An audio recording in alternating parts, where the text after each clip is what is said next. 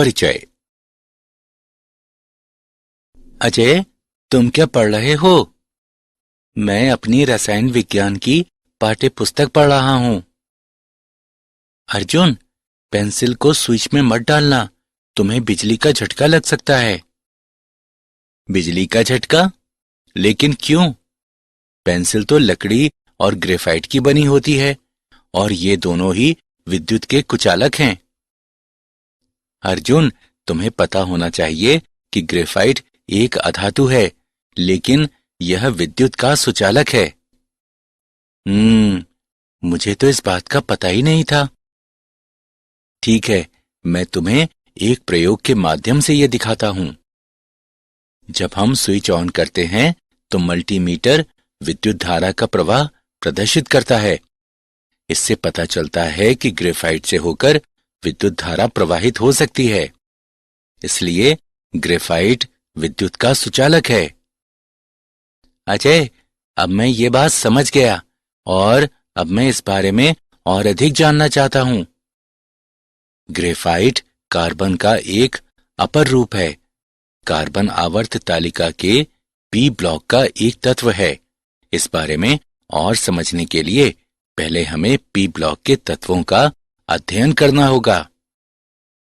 छात्रों, आज हम पी ब्लॉक के तत्वों के बारे में अध्ययन करेंगे।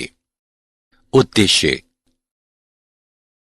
इस पाठ के अंत में आप निम्न करने में सक्षम हो जाएंगे। पी ब्लॉक के तत्वों को परिभाषित करना, अक्रिय युग्म प्रभाव को परिभाषित करना, समूह 13 के तत्वों को समझना, समूह 13 के तत्वों के भौतिक तथा रासायनिक गुणधर्मों को विश्लेषित करना, बोरान के असंगत व्यवहार की व्याख्या करना, बोरान के यौगिकों का विश्लेषण करना, समूह 14 के तत्वों को समझना, समूह 14 के तत्वों के सामान्य अभिलक्षणों का वर्णन करना, समूह 14 के तत्वों के भौतिक एवं रासायनिक गुणधर्मों का विश्लेषण करना, कार्बन के अपर रूपों को जानना, कार्बन तथा सिलिकॉन के कुछ महत्वपूर्ण यौगिकों का विश्लेषण करना। परिभाषा: आवर्त तालिका में समूह 13 से 18 तक के तत्व सामूहिक रूप से पी ब्लॉक तत्व कहलाते हैं। Boron, carbon, nitrogen, oxygen, fluorine तथा हीलियम इन समूहों के शीर्ष हैं। इन तत्वों का सामान्य इलेक्ट्रॉनिक विन्यास ns2np 1 से 6 होता है। इनमें इनके वाह्यतम कोश के पी कक्षकों में अंतिम इलेक्ट्रॉन होता है। किसी पी ब्लॉक तत्व द्वारा प्रदर्शित अधिकतम ऑक्सीकरण संख्या संयोजी इलेक्ट्रॉनों की कुल संख्या के समान होती है। अधिकतम ऑक्सीकरण संख्या समूह ऑक्सीकरण संख्या कहलाती है। अक्रिय युग्म प्रभाव: अक्रिय युग्म शब्द को सबसे पहले नेविल सिडविक द्वारा प्रस्तावित किया गया। अक्रिय युग्म प्रभाव वाह्यतम इलेक्ट्रॉनों की पारगमन पश्चात धातुओं की यौगिकों में अनयानीकृत या बिना साझा हुए बने रहने की प्रवृत्ति होती है। अक्रिय युग्म प्रभाव शब्द को प्रायः ऑक्सीकरण अवस्थाओं के बढ़ते स्थायित्व के संबंध में उपयोग किया जाता है, जो समूहों 13, 14, 15 तथा 16 के गुरुतर तत्वों के लिए समूह संयोजकता से 2 कम होती है। समूह 13 के तत्व बोरॉन परिवार। गुणों में बोरॉन परिवार के तत्व बृहद भिन्नता प्रदर्शित करते हैं। बोरॉन एक प्रारूपिक अधातु है। एल्यूमिनियम एक धातु है, परंतु इसके अनेक रासायनिक गुणधर्म बोरॉन के समान हैं। गैलियम, इंडियम तथा थैलियम गुणधर्मों में लगभग पूर्णता धातु हैं। इलेक्ट्रॉनिक विन्यास: समूह 13 के तत्वों का बाह्य इलेक्ट्रॉनिक विन्यास ns2 np1 होता है। बोरॉन और एल्यूमिनियम में नोबल गैस कोर होती है। गैलियम और इंडियम में नोबल गैस तथा 10d इलेक्ट्रॉन होते हैं। थैलियम में नोबल गैस तथा 14 F इलेक्ट्रॉन और 10 D इलेक्ट्रॉन कोरे होती हैं। परमाणविक त्रिज्या।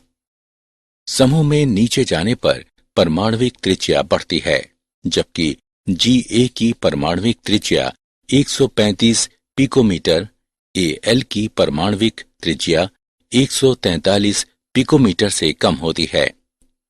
ऐसा इसलिए होता है क्योंकि गैलियम में उपस्थित अतिरिक्त 10 D इलेक्ट्रॉन बढ़े हुए नाभिकीय आवेश की तुलना में बाह्य इलेक्ट्रॉनों पर दुर्लभ परिरक्षण प्रभाव डालते हैं। आयनन एंथैल्पी। इसका मान समूह में नीचे जाने पर क्रमिक रूप से नहीं घटता। बोरॉन से एल्यूमिनियम तक कमी आकार में बढ़ोतरी के कारण होती है। एल्यूमिनियम से गैलियम तक वृद्धि आयनन एंथैल्पी में असांतत्य के कारण होती है। इंडियम से थैलियम तक वृद्धि D और F इलेक्ट्रॉनों की अक्षमता के कारण होता है, जिनका परिरक्षण प्रभाव दुर्लभ होता है। समूह 13 के तत्वों के भौतिक गुणधर्म। तत्वों का क्वथनांक समूह में नीचे जाने पर घटता है। तत्वों का घनत्व समूह में नीचे जाने पर घटता है। तत्वों का गलनांक समूह में नीचे जाने पर पहले घटता है और बाद में बढ़ता है। बोरॉन में सर्वाधिक विद्युत ऋणात्मकता होती है।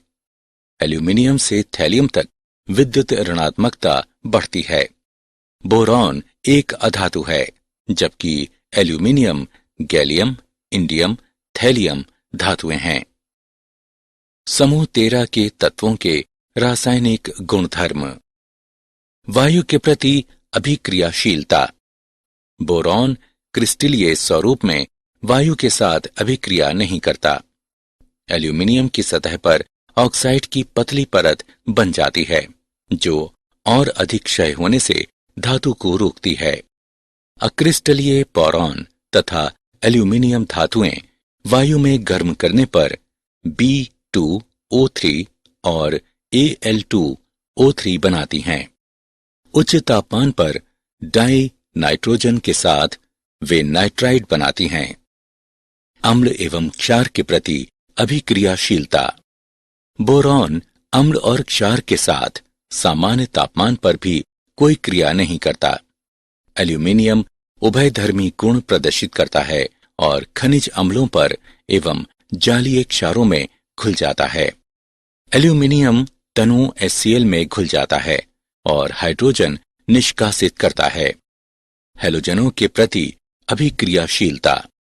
बोरॉन परिवार के तत्व हैलोजन से क्रिया करके ट्राइहैलाइड बनाते हैं। बोरॉन का असंगत व्यवहार। कुछ धात्विक गुण होने पर भी बोरॉन एक अधातु है। इसमें धन विद्युती गुण होता है। बोरॉन त्रिसंयोजक यौगिक बनाते हैं। ये NaOH विलयन के साथ उबालने पर हाइड्रोजन को मुक्त करता है। बोरॉन के बाइनरी यौगिकों को बोराइड्स के नाम से भी जानते हैं। बोरॉन ट्राइफ्लोराइड लुईस क्षारों जैसे कि NH3 के साथ आसानी से अभिक्रिया करके बोरॉन के परितः अष्टक पूर्ण करता है। बोरॉन के कुछ महत्वपूर्ण यौगिक। बोरैक्स। इसे सोडियम टेट्रा बोरेट डेकाहाइड्रेट भी कहते हैं।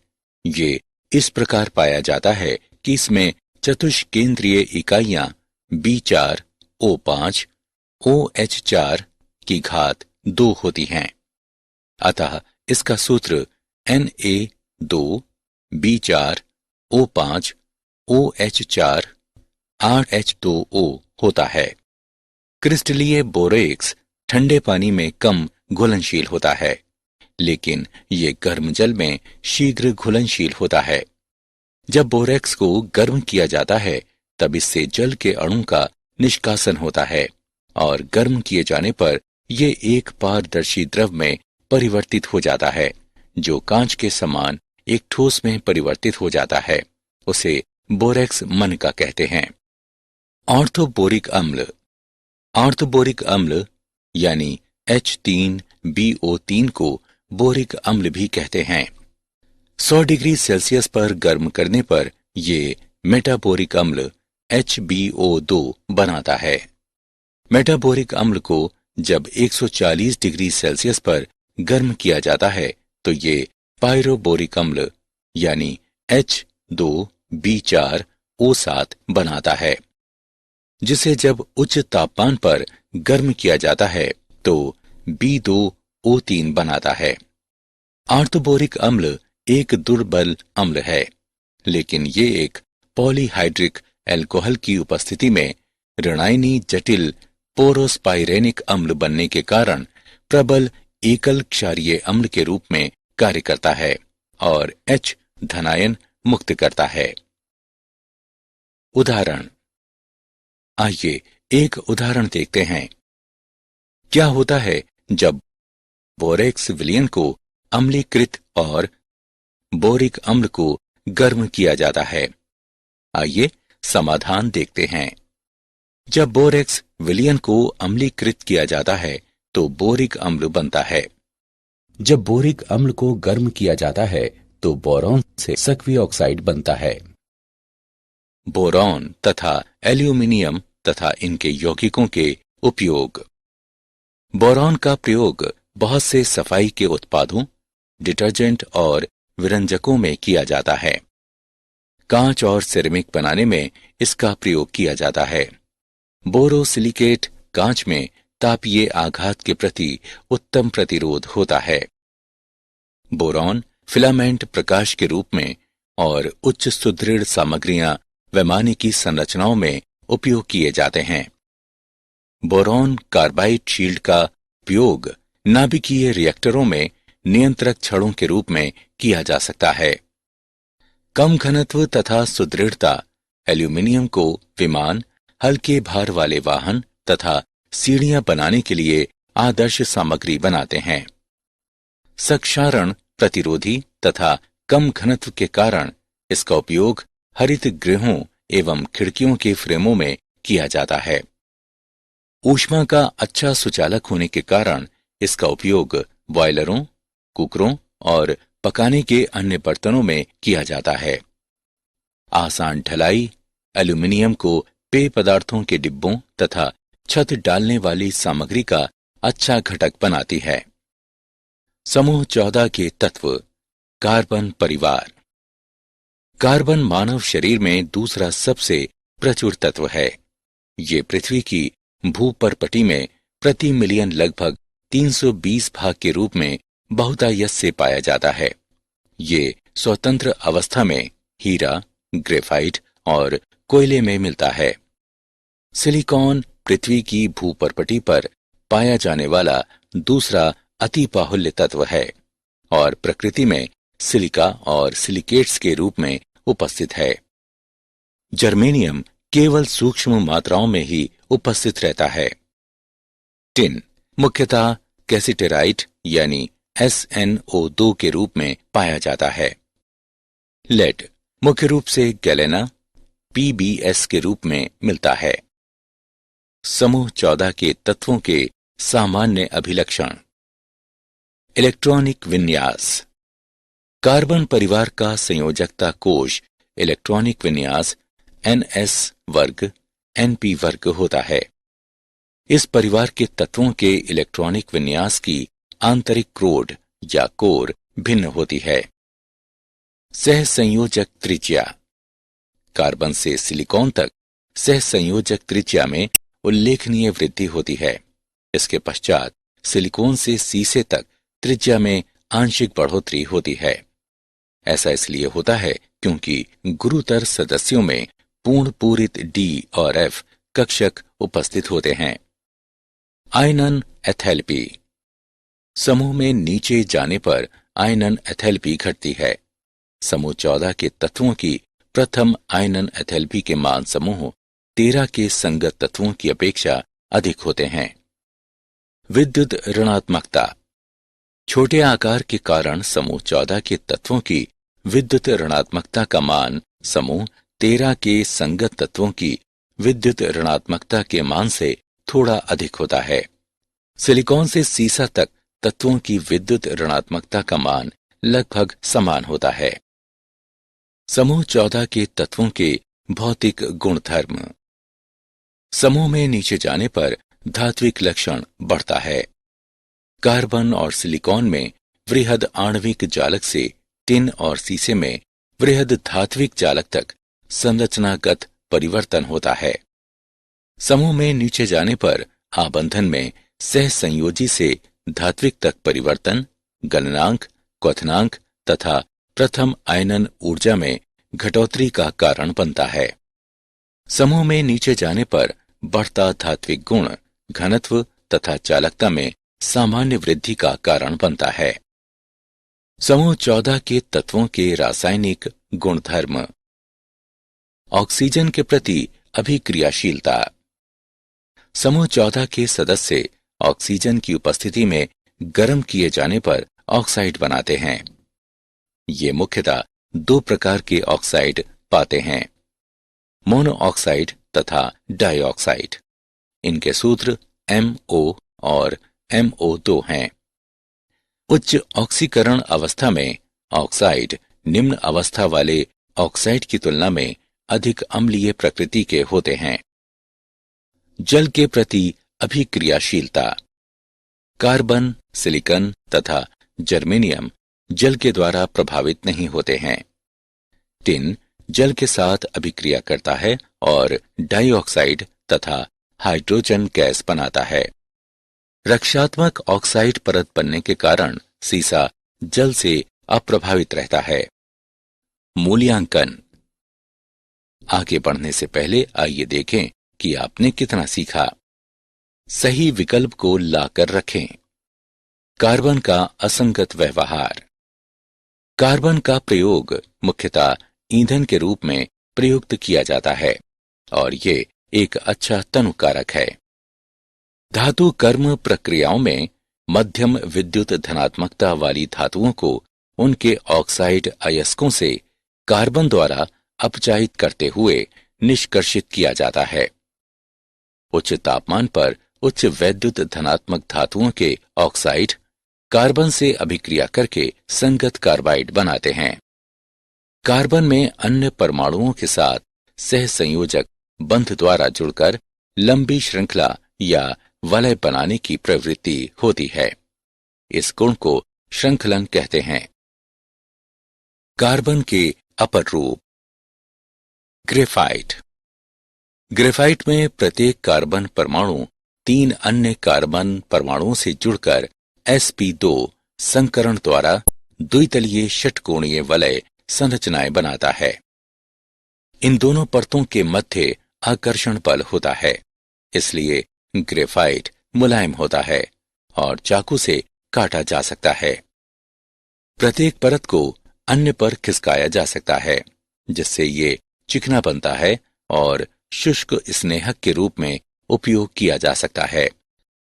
ग्रेफाइट में प्रत्येक कार्बन परमाणु एक स्वतंत्र इलेक्ट्रॉन रखता है, जो इसकी चालकता के लिए उत्तरदायी होते हैं। हीरा। हीरे में प्रत्येक कार्बन परमाणु sp3 संकरण द्वारा अन्य 4 कार्बन परमाणुओं से जुड़ा होता है और त्रिविमीय कठोर संरचना बनाता है। कार्बन परमाणुओं के छोटे होने के कारण वे निकट आबद्ध क्रिस्टलीय संरचना बनाते हैं और कठोर हो जाते हैं तथा हीरे को अपघर्षक के रूप में उपयोग किया जाता है। हीरे में कार्बन के परमाणुओं में कोई भी स्वतंत्र इलेक्ट्रॉन नहीं होता है, इसलिए ये विद्युत का कुचालक है। फुलरीन्स। कार्बन का एक अन्य अपरूप फुलरीन्स है, जिसमें एक अणु में 60 या 70 या 84 कार्बन परमाणु होते हैं। ये पिंजरेनुमा अणु फुटबॉल की संरचना जैसी आकृति लिए होते हैं। इनका प्रयोग अत्यंत उच्च ताप पर स्नेहक की तरह किया जा सकता है। इनमें बिल्कुल निम्न ताप पर भी अतिचालकता का गुण होता है। उच्च तन्य सुदृढ़ता वाले भारहीन तंतुओं के निर्माण में इनका उपयोग किया जाता है। कार्बन के कुछ महत्वपूर्ण यौगिक। Carbon monoxide.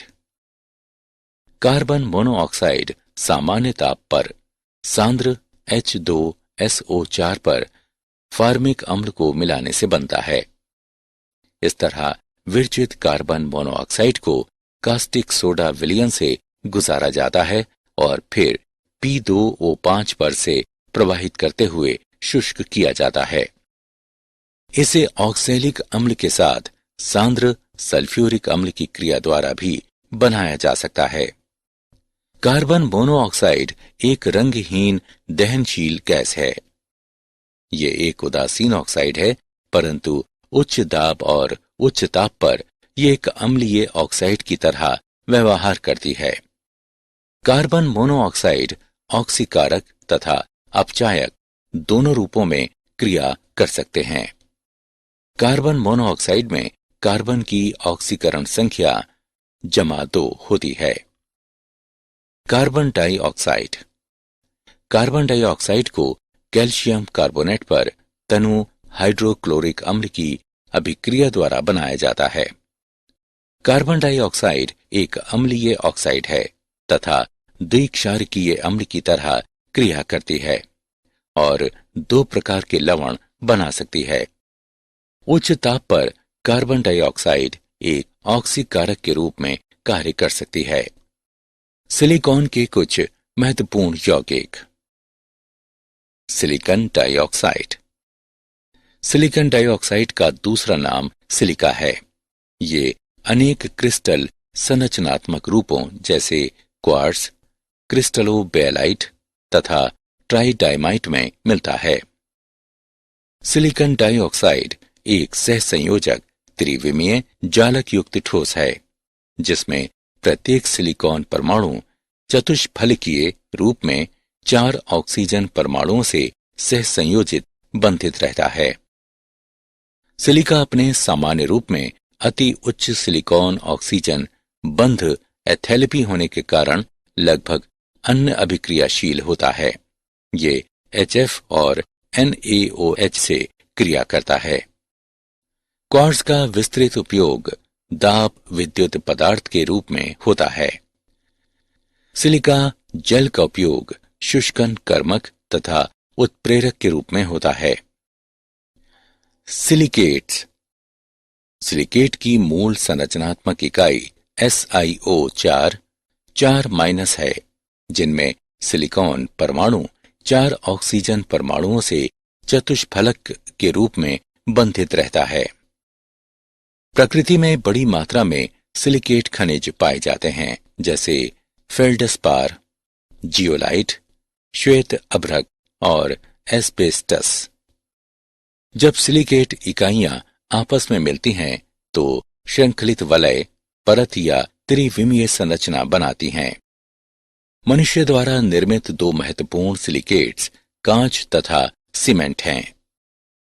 क्या आप जानते हैं कार्बन मनुष्य को लगभग 3750 ईसा पूर्व से ज्ञात है। कांसे के निर्माण हेतु तांबे, जस्ते एवं टिन अयस्कों को अपचायित करने के लिए कार्बन का पहली बार उपयोग मिस्र तथा सुमेर सभ्यताओं के लोगों द्वारा किया गया। बोरॉन सभी हरित पादपों का अनिवार्य पोषक तत्व है। कार्बन का गलनांक और ऊर्ध्वपातन बिंदु सभी तत्वों में सर्वाधिक लगभग 5800 डिग्री केल्विन होता है। ब्रह्मांड में बोरॉन के परमाणु अंतरिक्ष किरण संघट्टों द्वारा नाभिकीय संलयन के कारण निर्मित हुए हैं। ब्रह्मांड में अधिकांश बोरॉन का निर्माण हमारे सौर मंडल बनने से पहले इसी प्रकार हुआ। सारांश। आइए हमने जो कुछ सीखा है उसे संक्षेप में दोहराएं। आवर्ती सारणी में 13 से 18 समूह के तत्वों को सामूहिक रूप से पी ब्लॉक तत्व कहते हैं। अक्रिय युग्म प्रभाव वाह्यतम इलेक्ट्रॉनों की संक्रमण पश्चात धातुओं के यौगिकों में अनियायनीकृत या बिना साझा हुए बने रहने की प्रवृत्ति होती है। 13 समूह में बोरॉन एक अधातु है, जबकि एल्यूमिनियम, गैलियम, इंडियम और थैलियम धातुएं हैं। एल्यूमिनियम उभयधर्मी गुण प्रदर्शित करता है और खनिज अम्लों एवं जलीय क्षारों में घुल जाता है। कार्बन मानव शरीर में दूसरा सबसे प्रचुर तत्व है। ये पृथ्वी की भूपर्पटी में प्रति मिलियन लगभग 320 भाग के रूप में बहुतायत से पाया जाता है। यह स्वतंत्र अवस्था में हीरा, ग्रेफाइट और कोयले में मिलता है। कार्बन परमाणुओं में अन्य परमाणुओं के साथ सहसंयोजक बंध द्वारा जुड़कर लंबी श्रृंखला या वलय बनाने की प्रवृत्ति होती है। ये गुण श्रृंखलन कहलाता है। कार्बन मोनोऑक्साइड एक उदासीन ऑक्साइड है, परंतु उच्च दाब और उच्च ताप पर यह एक अम्लीय ऑक्साइड की तरह व्यवहार करती है। सिलिकॉन डाइऑक्साइड एक सहसंयोजक त्रिविमीय जालक युक्त ठोस है, जिसमें प्रत्येक सिलिकॉन परमाणु चतुष्फलकीय रूप में 4 ऑक्सीजन परमाणुओं से सहसंयोजित बंधित रहता है।